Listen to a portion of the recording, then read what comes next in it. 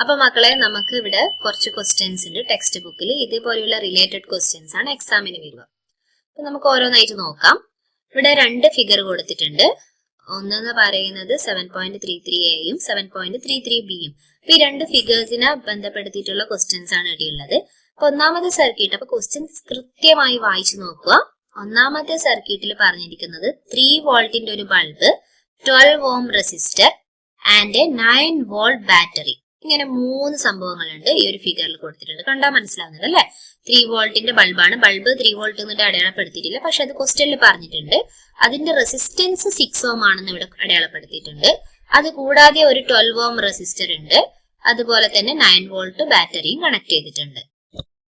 Okay, then next circuit എന്ന് പറയുന്നത് എന്താണ്? 12 ഓം റെസിസ്റ്റർ ഉപയോഗിച്ച് ബാക്കിയൊക്കെ സെയിം ആണ്. 9 വോൾട്ട് ബാറ്ററി, 6 ഓം ആയിട്ടുള്ള എന്താണ് bulb, 9 volt battery, 3 volt bulb. ഈ ഒരു കേസിലാണ് കണക്ട് ചെയ്തിരിക്കുന്നത്. അപ്പൊ ഇവിടെ കുറച്ച് ക്വസ്റ്റ്യൻസ് ഉണ്ട്, അത് മനസ്സിലാക്കി ആൻസർ ചെയ്യാൻ വേണ്ടത്. അപ്പൊ ക്വസ്റ്റ്യൻസ് ശ്രദ്ധിച്ച് വായിച്ചു നോക്കുക, അല്ലെങ്കിൽ ആൻസർ തെറ്റും. അപ്പൊ നമുക്ക് ഓരോന്നായി നോക്കാം.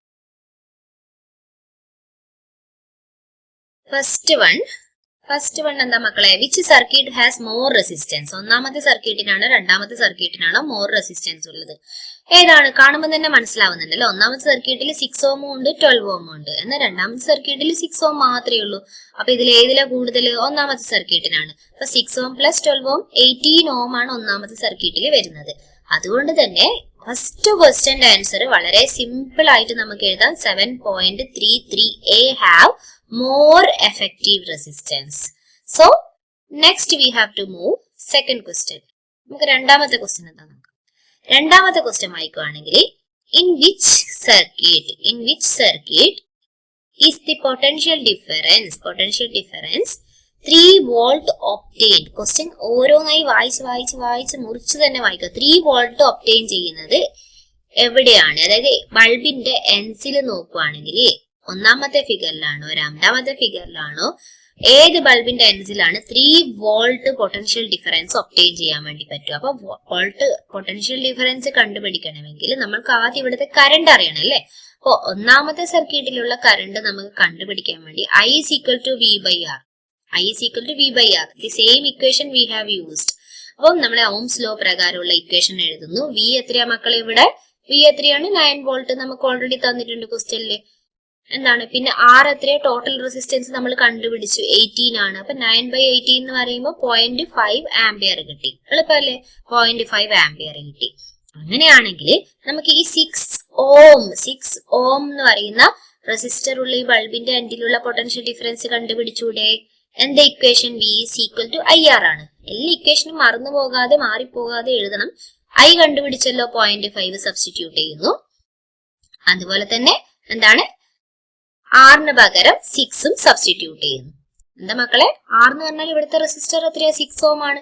അതുകൊണ്ടാണ് നമ്മൾ അതിന് 6 എന്ന് സബ്സ്റ്റിറ്റ്യൂട്ട് ചെയ്യുന്നത്. Then the answer is 3 volt. എന്താണ് മക്കളെ?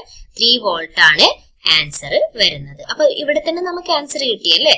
ഒന്നാമത്തെ ഫിഗറിലാണ് എന്ത് മക്കളെ വരുന്നത്? എന്താണ്? 3 വോൾട്ട് പൊട്ടൻഷ്യൽ ഡിഫറൻസ് ഒബ്റ്റെയിൻ ചെയ്യാൻ വേണ്ടി പറ്റുന്നത്. So you can write directly as 7.33a here the answer. നമുക്ക് വേണമെങ്കിൽ എന്ത് ചെയ്യാം? രണ്ടാമത്തെ ഫിഗറിലെ പൊട്ടൻഷ്യൽ ഡിഫറൻസ് കണ്ടു നോക്കാം. അപ്പൊ അത് കണ്ടു നോക്കാൻ വേണ്ടി സിമ്പിൾ ആയിട്ട് ഇത് ചെയ്താൽ മതി. എന്താ ചെയ്യേണ്ടത്? ഇവിടെ ചെയ്തതുപോലെ തന്നെ 12 ഓം റെസിസ്റ്ററിന്റെ ആദ്യം നോക്കാം. 12 ഓം റെസിസ്റ്ററിൽ എന്താ മക്കളെ?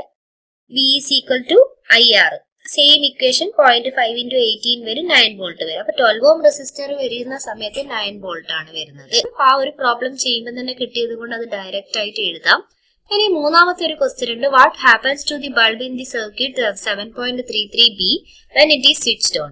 ഇനി എന്താണ് ഈ രണ്ടാമത്തെ സർക്യൂട്ടില് സ്വിച്ച് ഓൺ ചെയ്താൽ എന്താണ് സംഭവിക്കുക? 9 വോൾട്ട് ആണ് ഇവിടുത്തെ. 9 വോൾട്ട് ആണ് ഇവിടെ എന്ത് മക്കളെ? സോഴ്സ് EMF കൊടുക്കുന്നത്. ഇതാകെ 3 വോൾട്ടിന്റെ ബൾബാണ്. ആ 3 വോൾട്ടിന്റെ ബൾബിന് 9 വോൾട്ട് സോഴ്സ് കൊടുത്തിട്ടുണ്ടെങ്കിൽ എന്ത് സംഭവിക്കും? ബൾബ് ഡാമേജ് ആകും. അത് ഇവിടെ തന്നെ ആൻസർ ഉണ്ട്. As the bulb receives more potential difference and the current than required, then the bulb gets damaged. അതിനാവശ്യമുള്ളതിനെയും കാട്ടി കൂടുതൽ കറണ്ട് ആ സർക്യൂട്ടിൽ ഫ്ലോ ചെയ്യുവാണെങ്കിൽ അവിടെ എന്ത് സംഭവിക്കും? ബൾബ് ഡാമേജ് ആകും. ബൾബ് എന്നല്ല, ഏത് ഇലക്ട്രിക്കൽ അപ്ലയൻസ് ആണോ നമ്മൾ യൂസ് ചെയ്യുന്നത് അതിൽ കൂടുതൽ പൊട്ടൻഷ്യൽ ഡിഫറൻസ് എന്താണ് അവിടെ ഫ്ലോ ആവുകയാണെങ്കിൽ, അവിടെ ഉണ്ടാവുകയാണെങ്കിൽ അവിടെ ഡാമേജ് സംഭവിക്കും. അപ്പൊ ഇത്രയും സിമ്പിൾ ആയിട്ടുള്ള ക്വസ്റ്റ്യൻസ് ആണ്. അപ്പം ക്വസ്റ്റ്യൻസ് നന്നായി വായിച്ച് ആൻസർ ചെയ്യാൻ ശ്രമിക്കുക. ക്വസ്റ്റ്യൻസ് നന്നായി വായിച്ച് ആൻസർ ചെയ്യാൻ ശ്രമിക്കുക. എന്നാൽ മാത്രമേ നമുക്ക് കറക്റ്റ് ആൻസറിലേക്ക് എത്താൻ വേണ്ടി പറ്റൂ. ഓക്കെ, അപ്പൊ നമുക്ക് ബാക്കി ലെറ്റ്സ് അസസിലുള്ള ക്വസ്റ്റ്യൻസും കൂടി നോക്കാം.